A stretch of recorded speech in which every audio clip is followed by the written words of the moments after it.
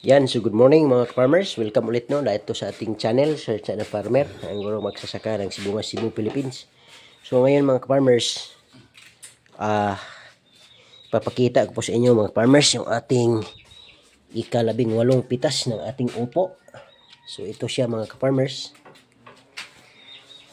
So napakalaking pasasalamat ko sa ating Panginoon mga farmers dahil yung ating harvest ay hanggang ngayon patuloy pa rin. So nasa ika-18 na tayo, 18th harvest. Sa kalagitnaan ng simula nung itinanim mga farmers hanggang ngayon ay patuloy ang ulan. So tad-tad sa ulan talaga yung mga upo natin mga farmers, pero salamat pa rin tayo sa Panginoon dahil nakapag-survive at the same time nakapag-produce pa rin ng bunga, at yun nga nakapagbenta pa rin tayo na ipadala natin sa ating suki. So ganyan siya mga farmers. Yan po yung ika-18 harvest, tapos kasama itong nasa isang sako. So yan na nakapag-saking na tayo ng isang sako mga farmers. So ito mga farmers, isang sako maglalaro ito sa mga 75 to 78 kilos isang sako, tapos meron pang isa ito.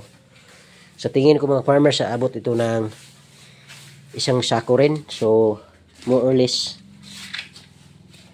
nasa almost 200 kilos yung harvest natin ngayon sa ika-18 pitas mga ka-farmers. So ganyan siya.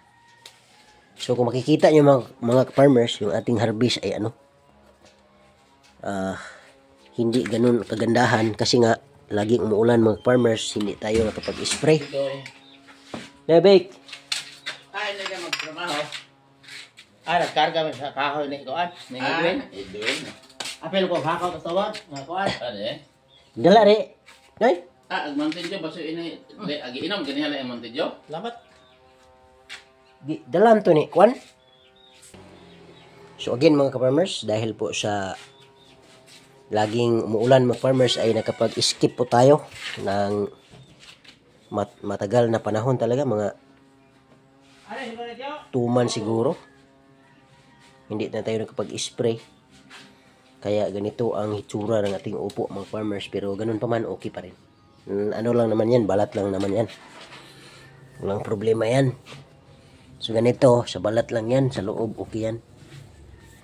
Okay, so ganyan mga farmers, maraming salamat. Ito po si Church at the Farmer. Once again, thank you. God bless po sa inyong lahat.